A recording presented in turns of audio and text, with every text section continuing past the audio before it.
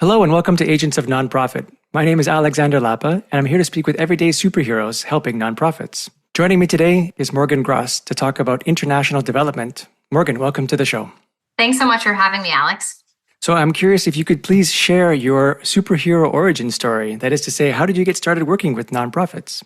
Yeah, absolutely. I love that you asked this question because everybody has such a unique way in starting up with nonprofits, and it's really interesting to hear. And so mine is also one of those kind of typical experiences. I didn't start off saying I want to be in the nonprofit sector and the development sector. I, in second grade, said I want to be a second grade teacher, and that's exactly what I did. So education has always been a huge passion of mine. So I was teaching second grade and getting my master's in curriculum development. And at the same time, in 2014, I decided to co-found a nonprofit in the mental health space. And it was around mental health and suicide prevention. And so I kind of found myself in a fundraising role when co-founding this nonprofit. And, looking back, I often recognize I've always kind of was a natural fundraiser. I was at age 7 and 8 doing fundraisers for the local police station. And really, I was just kind of that natural fundraiser my whole life, but didn't really acknowledge it until I really co-founded that nonprofit. And so was running this nonprofit, fundraising for this nonprofit, also teaching second grade, and then had this third passion for travel. So I was sitting there kind of trying to figure out, are my set skills supposed to be inside the classroom, or do I want to be trying something different and continuing with the development sector? And very long story short, decided in 2016 to move to Zambia, Africa, to work for a nonprofit. And that's really where it kind of took off with fundraising. Yeah, you and I both share a passion for travel. Obviously, I think you've seen much more of Africa than I have, but the moment I touched my feet, well, shortly thereafter, let's say, I fell in love. I've been to South Africa, a few other places in that area, and I absolutely loved it. But that was only until 2016. I'm curious if you could then, where are you today? Because I know that you're kind of flip-flopping like I am around the world. Sure, absolutely. So I'm mostly based in Zambia. So 6 months, it was supposed to be a 6-month short internship and job experience in Zambia. That was supposed to be, short and sweet 6 months. 6 months has turned into 8 years later. So I am mostly based in Zambia still. I did move down to Cape Town, South Africa, and got to travel all across East and Southern Africa with my job at the time. But I then moved back to Zambia in 2020. I do come back to the States a couple times a year, 2 to 3 months of the year, I should say. So I'm really blessed that I get to experience kind of a multicultural, global experience where I live. Love it. Yeah, Cape Town. We could have a whole different conversation just about Cape Town, but let's try to stay on topic for today. Absolutely. Oh, it's beautiful there.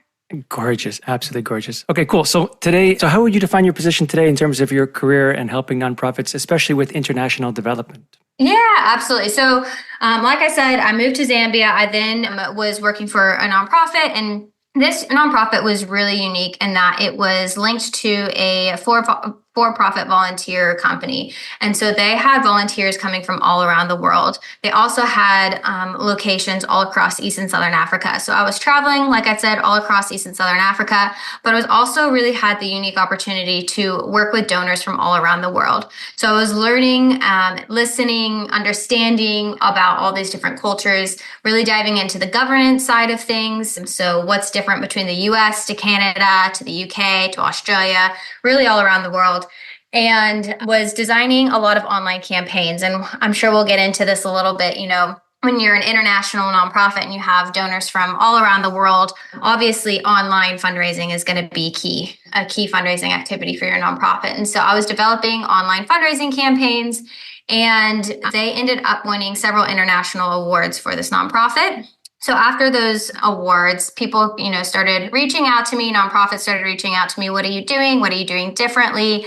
How are you doing it? And very, very long story short, decided to go independent and support international nonprofits. So essentially they had the tools and resources to fundraise confidently. And so to date, I am CEO and founder of Fundraising Beyond Borders, where I support international nonprofits. So I have nonprofits and clients spread around the world from the US, Canada, to Argentina, to the UK, to South Africa. So a very global presence, which has been a unique and really wonderful opportunity, and really just wanting to support them and making sure that they had those essential fundraising tools, because it is different, fundraising internationally to a national nonprofit. So just making sure that they have those tools and resources to interact with donors, engage donors, retain donors on a global scale. Awesome. And I definitely want to get into some of those details. I was hoping that we could start with a picture of a nonprofit that is considering moving internationally. So they reach a certain size, they've done what they can do, or they've at least reached a maturity level within a particular country, let's say the US, and now their eyes are looking across the pond or somewhere else to say, okay, how else can we expand our mission and our fundraising? So, what would be your first initial ideas to share with them to say, okay, as you're considering looking elsewhere outside of your country, here's a couple of things. Not even actually, why would they want to? Maybe let's go back to the fundamental question. Why would they even want to go beyond their borders? Or is there certain conditions where it makes sense to do so, or does it make sense to stay within your own community? Yeah, absolutely. And there's a couple different opportunities to why.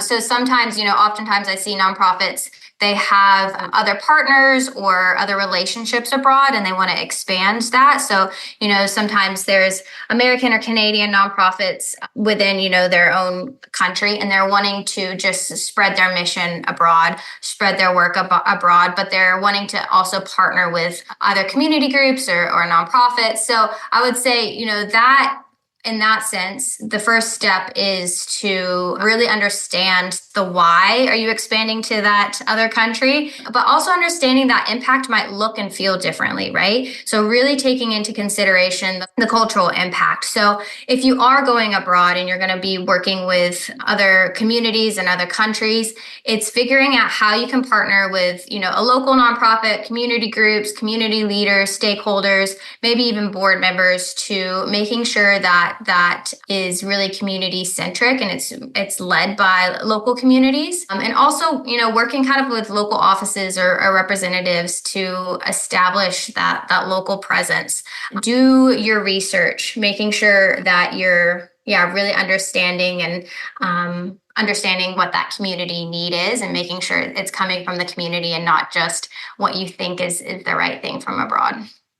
Let's spend a moment on the why again. So why, based on your experience, why do nonprofits even expand to begin with? What is their motivation?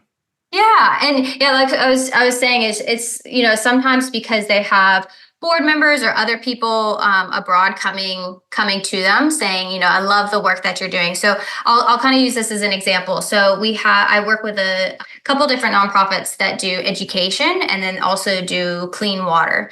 And so, for example, if they're doing it nationally and they're doing it really well, they want to use that research. They want to use all of their great knowledge and understanding to then go impact other communities that might not be able to have those resources available to them. So if they have it, in Canada, and they're then wanting to move to Tanzania because they have figured out another organization I'm working with is how to create stoves that are better for the environment. And so how can that then translate to a local community and improve a local community, a different community? So oftentimes they're just wanting to expand that way. Another option too, that I work with a lot of South African nonprofits, and they're most likely moving over to the UK or the US to engage international donors. So it's more of how can I'm working, within Africa, how can I also engage international donors? So people in the US, the UK, Canada that are also going to care about that impact being made in South Africa. So they're just wanting to maybe broaden their donor database. Okay. And then, so once they've made that decision, it makes sense to do so. Like you said, it seems to be that partnerships are one really great way to get past that border. Yep. What about installing an office there? Is that typically not a viable option as well? Or is it mostly through partnerships you find? Yeah, absolutely. Usually I find it starts with partnerships and then it evolves into creating an office. So a majority of my clients, and that's mostly for how you can accept donations, right? So every country is different, and I wish there was a blanket, like a roadmap to every country, but every country is different. So you're going to have to definitely do your research to why register locally. Some countries you have, in order to operate, you have to have an established office there. Yeah, I would just look into that, but it's also really helpful to have, a local office and a local registration for donation and tax receipt purposes, right? So if you're in South Africa and you're wanting to engage American donors, you're going to want to most likely be US registered or work with a fiscal sponsor. So you're making sure your American donors can get their tax receipts. Okay. And then, I mean, obviously, the moment you go abroad in any country, from any country to any country, there's going to be differences, right? There's, you mentioned, I mean, just the idea initially expanding just for donors, I think is a great start because that's a very small effort, but very high reward, right? Trying to go to the US or the UK or Canada, like you mentioned, for donors, to me seems like a really great step just to get your foot wet, to start figuring out how donors operate and what motivates them in that different country. Any tips for that kind of outreach? Yeah, absolutely. So the biggest thing is when you are moving abroad, when you're wanting to work with international donors, the number one thing that you're going to want to do is start to build donor trust. And I mean, any nonprofit, even if you're a national nonprofit, right, you need to be doing this, but especially when you're going internationally. And I also want to back up too, if you are an American or a Canadian nonprofit tuning in right now and you have an arm abroad. So I work with a lot of nonprofits that fundraise within the US and then their work is abroad. And, I have a client in Guatemala or Tanzania.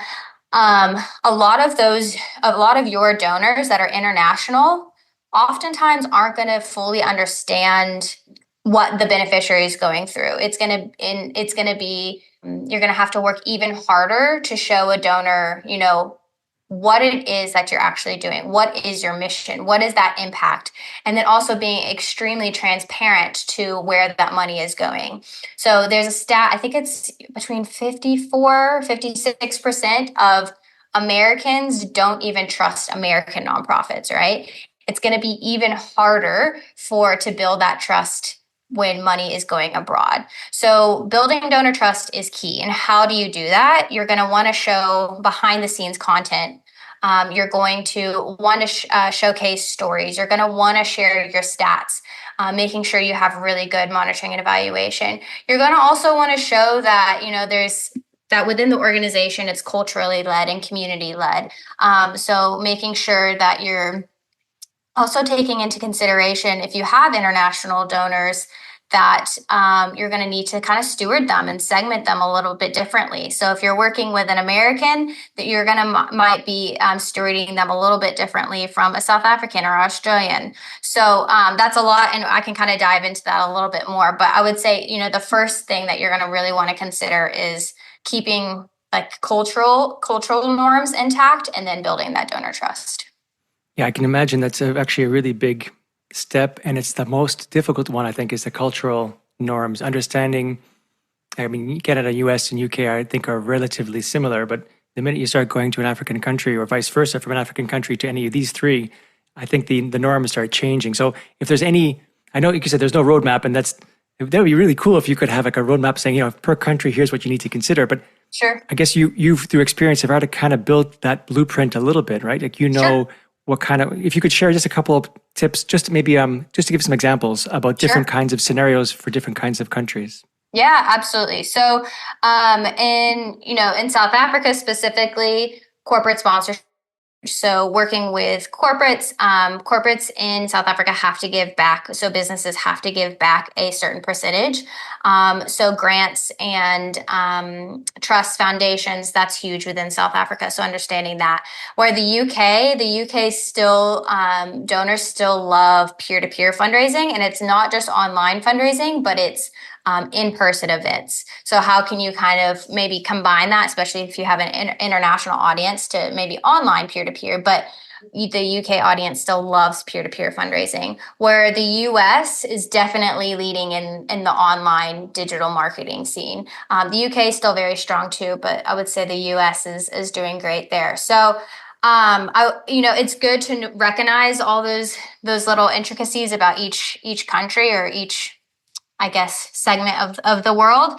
But I think it's also really important to note, because oftentimes we can get caught up into there's so many different fundraising activities, right? In just the nonprofit world in general.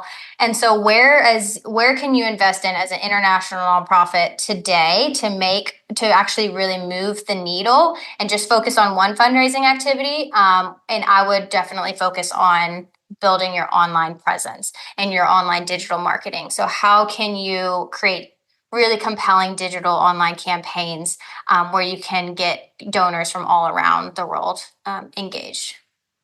And I imagine that you wouldn't want to try to expand to multiple countries at the same time, right? It would make sense to my mind that you start with one, you invest a certain amount of time, energy, and finances into that. And then at some point when you feel you've got a handle on things, maybe then is a moment to expand to another country. Like, is there a certain strategy for that kind of expansion if you intend to expand to multiple countries over a period of time?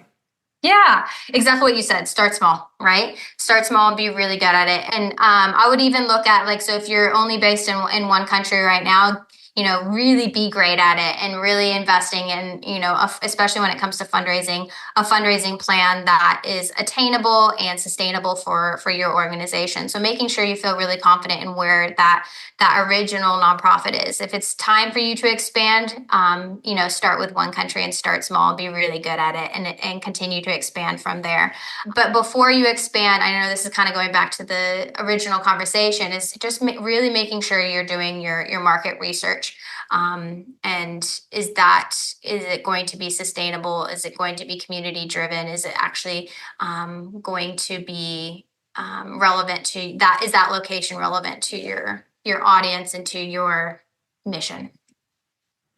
Any tips for that marketing research? Is it a matter of finding an expert such as yourself to get advice or to give advice and direction, or is it something you can Google, or are there certain communities that you can reach out to as a nonprofit to say, hey, look, I'm thinking to expand in country X. What should I consider, or what pitfalls should I avoid? Yep, absolutely. I would say yes, working, there's several of us consultants that support that. But more importantly, it's doing a lot of interviews with local NGOs and other partners out there and just finding out, what's working with them, what's not working, what are some of the barriers and challenges, how have you become successful? And then again, just a lot of interviews that come within the community. So not external interviews that are being led by other countries. They think they know what another community needs, but really going into the communities and doing interviews there and making sure it's community led, because that's the way it's going to be sustainable. Okay, perfect. And then I imagine there's also a couple of themes that are, as you're expanding and as you're understanding the cultural side of things, so there's a certain tactical things like currencies and languages. Yes. And any tips and pointers for that kind of challenge? Yeah, absolutely. I think when it comes to languages, and I guess this is more for the internal purposes, and then you have the online external. But when it comes to internal, is again when you work with a community, is making sure that if you're interviewing people, that they are able to communicate in their local language, and having a translator there for you. You're going to have to work a little bit harder, without a doubt, because there are some of those differences. So having a translator. But when it comes online too, is thinking about, I was actually just talking to another nonprofit. They are based in South Africa, the Netherlands, and Canada. So they're like, do we have 3 different languages on our website? Like, how do we communicate multiple different, there's 5 different languages at least right there. So how do we communicate that in one single website? And so it's also investing in tech. So there's some incredible technology tools out there that help with translation, that help with donor stewardship. Oftentimes I hear, and I don't know if we'll get into this, but oftentimes I hear nonprofits say, oh, I can't communicate or steward my donors because all all there, or I can't do it well because all there is email. Like I can't meet with them in person. I can't do this. There are incredible tech tools out there that help you with videos and behind the scenes tours and fun, engaging thank you notes and things like that. So I would definitely look into investing in tech to help with some of these differences when communicating to donors, when needing translation, when looking at cultural differences. So tech can really help and be powerful these days. I definitely want to circle back on tech later on. But before we get there, any other considerations, just things to keep in mind when looking abroad? We talked about currency, language, cultural, networking, lots of interviews. Anything else that you can think of before we move on to the next topic? Yeah, I would say a huge thing, and this might be, again, we might get more into this, a huge thing to consider and something to invest in within your organization is storytelling. And it kind of correlates with building donor trust, right? So how are you as an organization going to properly communicate your impact? And that is going to be through storytelling because like I was mentioning, so if you're going to have an international donor database, so many of those international donors, they're not going to fully understand those experiences that, beneficiaries or people that are being impacted through your mission goes through. They haven't lived that life or they don't fully understand it, but they want to. They really want to, but they just don't. So how are you going to properly communicate and storytell? And you're just going to have to work a little bit harder. And like I was mentioning before, showing behind the scenes content, sharing beneficiary stories, telling people exactly where your money is going and all of that stuff. So definitely invest in storytelling and make it. And it sounds so simple. People are like, where do I start? And the easiest thing is just getting your program managers, whoever's helping you with the programs, is getting them just to write down those everyday stories and having a story bank and a photo bank. So when a donor comes and donates a couple $1,000s, you can head to that story bank and grab really great stories and send off, your donation just did this. Or anytime you're needing to communicate to a potential donor, the why behind it, you have a couple stories that you're able to properly communicate. I'm pretty sure storytelling is the most important activity you can do as a fundraiser and development, regardless of whether you're international or not. I mean, absolutely. Good storyteller, good stories, getting people impassioned. I imagine too, we have to conquer language and certain cultural norms, but there's certain, we're all human at the end of the day, there must be certain rooted themes that will definitely work regardless or almost regardless, let's say, across any country.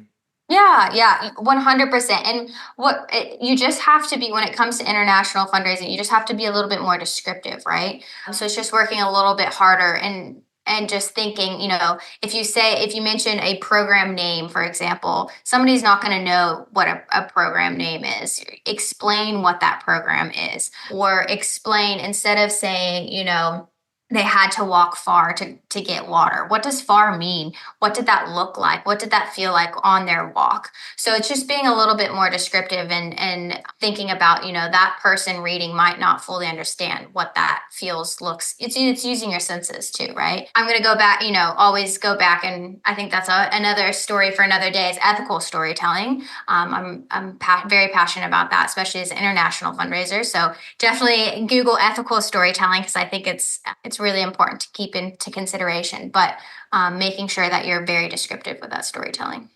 Yeah, we had a guest on a while back talking about ethical storytelling. So, dear listener, you can always go back to that. We can maybe put the link in the show notes so that people can listen to that as well.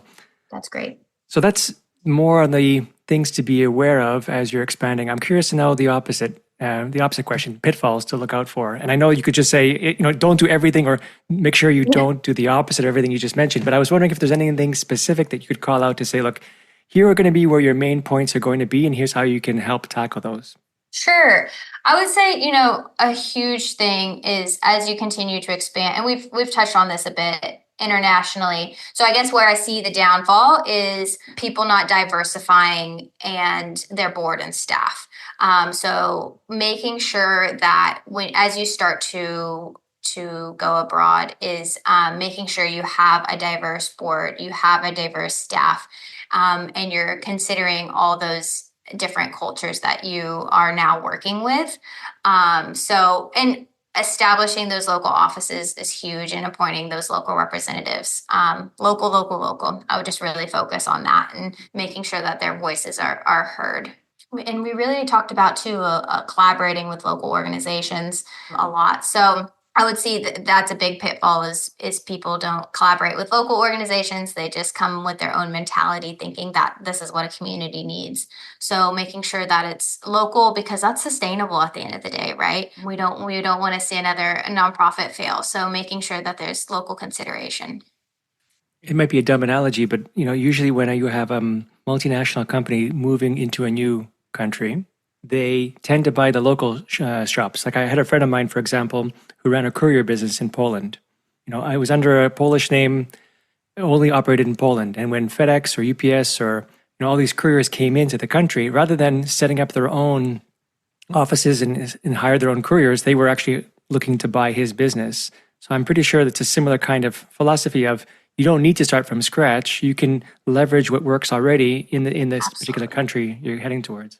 Absolutely. And Alex, I'm so glad you said that, because, and this isn't just international nonprofits, but for any nonprofit, we just need to be better at collaboration. We're not competitors. We all want the world to be a better place at the end of the day, right? So how can we partner with other local nonprofits that are already doing great work? And maybe we can complement each other. Maybe there's certain gaps that we can fill. So partnership is so key. So the next theme is what we mentioned earlier is technology, which is surprisingly, or not surprisingly, I should say, my favorite topic. Obviously, as you're going multinational, we talked about currencies, language, and messaging. Any thoughts on that? Like, is there any particular? You mentioned certain tools that you can use to help you with that. Could you be more specific?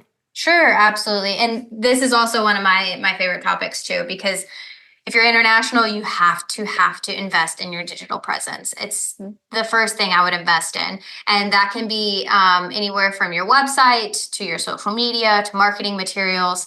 But you have to have a strong online presence. So let's, I guess, maybe first look at your online donation page. So you're going to want to make sure, that's fully optimized. And there are different tools out there that can help you translate. And you can even do a small plugin that helps with like Google Translate as well.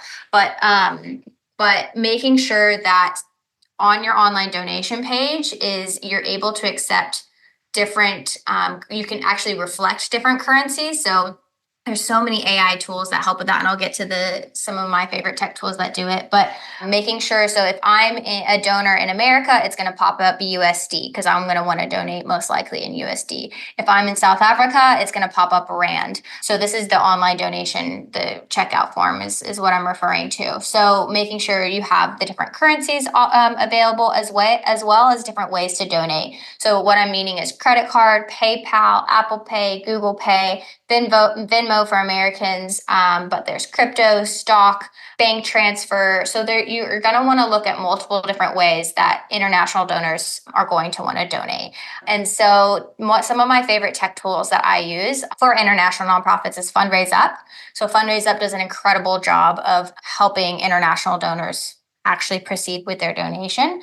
Fundraise Up is a great one. DonorBox is a great one as well. And they all work with a lot of different registered nonprofits. So you don't have to just be American registered. So those are two of probably my favorite online tools when it comes to your donation and getting that processed. So I would say online donation page, making sure that your social media is really optimized. So what that comes down to is storytelling. Some countries you're allowed to have Facebook and Instagram donate buttons, some you're not. So South Africa, it's limited, you cannot, where others you can. So just kind of taking that into consideration. But a lot of foreign countries still like to give on social media. So having that as an option. But I would say when it comes to social media, just really investing in building donor trust there and storytelling. Is it something you normally recommend to have one social media account in different languages trying to reach different audiences? Or do you normally suggest having different social media accounts per audience you're trying to reach? Yeah, that's a good question. And I wish I had just a all-around answer for that. And I've really seen it work for different nonprofits. So it depends on, one nonprofit I work with, one client, all their work is done in South Africa. So their projects are only in South Africa, but they're also registered in the UK and the US. So they have one joint Facebook or I should say social media platform, because a majority of their donors are English speaking, so that's okay. But the UK and the US are more fundraising arms. So it's not necessarily like they're doing work or having projects in the US or the UK. So they have one, where I've seen others have multiple. So one in Canada, one in Guatemala, because they're running different programs. So the one in Guatemala is going to be in Spanish, and then the one in Canada is their specific target audience is English speaking. So, but then I know, Alex, again, in Canada, you have French and in English. So you're going to have to kind of figure out what's best for your audience, who your target audience is, and if you're going to need separate pages. I have to say, when you start getting into separate pages, so if you're having like a Spanish and an English version, it gets harder to manage. You're going to have to, update a lot more and making sure that you're engaging in different languages and with different audiences, and if your team had the capacity. So if your team does have the capacity, I would definitely start looking into investing in multiple pages, but it's kind of organization specific. It's just kind of keeping all those things into consideration. And then connecting with donors across languages and using technology specific stuff. Any tips or any specific recommendations on technology that can help with that? Segmentation is so key when you start communicating to your donors across different countries, and that helps with that language barrier too. So definitely investing in a CRM, so a donor management tool that allows you to segment your donors and then communicate via email with those segmentations. That really helps you to address those certain donors based off of the country that they're in. And then, from there is not only segmenting them based off of the country that they're in, but maybe you're segmenting them based off of their interests and interest in a certain program, or maybe they're a monthly donor as well, or a once-off donor, where you're trying to convert, just followers into monthly donors, whatever it might be. So I would just say segmentation is a great opportunity to invest, and that's going to be through a CRM, a donor management tool. You said my magic words, CRM. Any particular CRMs you find work well with international nonprofits? I wish, again, I could say a one size fits all, and it's dependent on the certain countries that you're working with. And I love chatting about that. So definitely get in touch if you have a couple countries in mind. I would say that, it's so hard. Salesforce does a really great job because they are quite international. But for a small to medium-sized nonprofit, it might be a little bit more challenging to get onboarded with them, but they're still great. I use Bloomerang for a couple international ones, but you have to be mostly US registered. DonorBox is also getting into a CRM side of things. They're a great tech tool for accepting international payments, and I know now they're getting into the CRM side of things, so that's something to look into for the future. I've used Neon One before. I wish I could give you a one size fits all approach, but it's definitely dependent on what countries you're in. Yeah, you've named the usual suspects that I come across as well in my experience, the popular ones. And you're right, there isn't one size fits all. That's the reason why so many of these things exist, is because they all have their specialties or their niches or their areas of expertise, let's call it. Exactly. And then in general, for email, videos, that kind of content related stuff, any tech that can help with that? Because I imagine when I think of video, I typically think of not just, of course, an actual video, but either text within the video or an audio within the video, someone saying something, or even if there's an interview, that person speaks a one particular language, which may not easily translate unless you've got some kind of subtitles into another country's audience. So any tips for that? I'm glad you actually brought that up, though. Just to quickly touch on that, is anytime you are making videos, especially to donors or putting it out on social media, making sure that you have subtitles on those videos. Thank you for pointing that out, because it is key. And I think that goes for even national nonprofits too, for accessibility. But some great, there's one tool that is so simple and it can be free. It's called loom.com. I use it all the time with my nonprofits if they're on a budget. It allows you to video your computer or yourself, so you can send them a cool presentation or a new picture or whatever it might be, and you can record your voice over it and send them a quick thank you. It takes 2 seconds. There's a lot of other tech tools that integrate with different CRMs like Grativi.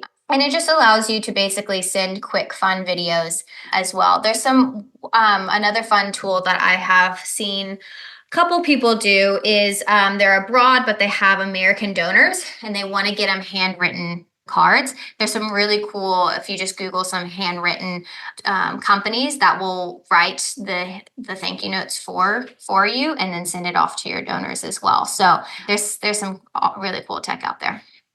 Yeah, it is easier now than ever because of technology to expand further and further. I mean, it reminds me of a really silly story where, what was it, 15 years ago, I was doing traveling across Europe. And of course, at that time, there were no smartphones. So navigating from A to B was looking up train schedules at the train station or, picking up an actual map from the gas station to drive the car. It was doable. Definitely, of course, people got around, but so much easier to have a smartphone in your pocket and just, Google Maps and figure out where you need to go really, really quickly. And I think it's the same thing with fundraising, obviously. As technology gets better, it just gets easier to expand and to see things and to get access to information that you just had a much more difficult time to get to in the past.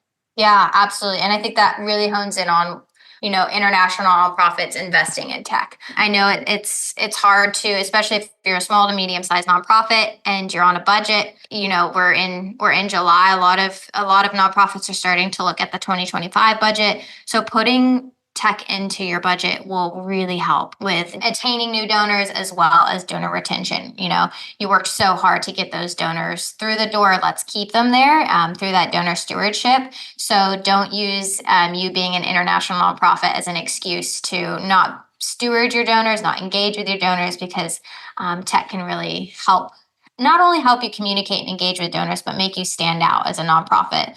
So they keep giving month after month and year after year. You mentioned AI, and I'm curious to know if you have anything specific or any tips that are specific to AI, or just what is your impression overall with AI impacting this topic? Yeah, I think the biggest thing that I've seen AI being used for international profits so far is through online donation pools. So being able to work with different currencies, being able to acknowledge and see where a donor is and acknowledge that where they're located. 5-10 years ago, it was so limited to be working with international donors online and getting their credit card details or whatever it might be, their bank transfer. And now AI is recognizing that donor and making it really easy for that donor to actually check out and have a good checkout experience. So I would say that's where I've seen AI being used the best right now with international nonprofits. What about content creation or emailing, messaging in that context? Yeah, I mean, it's incredible, right? It's been an interesting shift, working with nonprofits using AI. I would say when it comes to storytelling, and, I've used AI a lot for content creation and storytelling and ideas. It still isn't fully there when it comes to being descriptive enough. So if you're using AI for content creation, for storytelling, just review it and making sure, like putting yourself in that international donor's shoes and seeing, do they fully get that story? Are they fully going to understand it? Taking into those cultural considerations. So I would always go back and review it a bit. It's getting there without a doubt, but yeah, you just have to work a little bit harder with that international perspective. I'm seeing more and more of these text to video type of AIs, and oh my goodness, we're still a few years away, I think, before we can use it in a very relevant and contextual and cultural way. But we're only a few years away, and I can't wait for that because that saves a tremendous amount of time and effort to get one of those things up and running than hiring a production company, for example. Yes, exactly. And that's a thing that I, tell international nonprofits to invest in is video. Some people give me kickback on that because they say videos and everything. When you're an international nonprofit, and a donor hasn't gone through those senses before, can't really place themselves in that shoe, video is so powerful. So if AI can help with that, and especially smaller to medium sized nonprofits get their story out there and really understood, it's, yeah, like you said, Alex, it's going to be so powerful. Cool. So just curious to see if there's anything that you were, as you were talking or as I was talking, were there any other topics or thoughts that kind of percolated at the top of your mind that you would want to share with people before we tie this one off? Yeah, I think we covered it all. I mean, like I said, really investing in your online presence is going to be key. And then, the last thing I would say is also investing in M&E collection. So monitoring and evaluation, making sure you're really investing in collecting those stats and those numbers. Again, it all goes back to building that donor trust, being transparent with your donors, because it's going to take a little bit more to build that trust. So making sure that you're investing in that data collection, showing those numbers and how impact is being made throughout the communities or whoever you're impacting.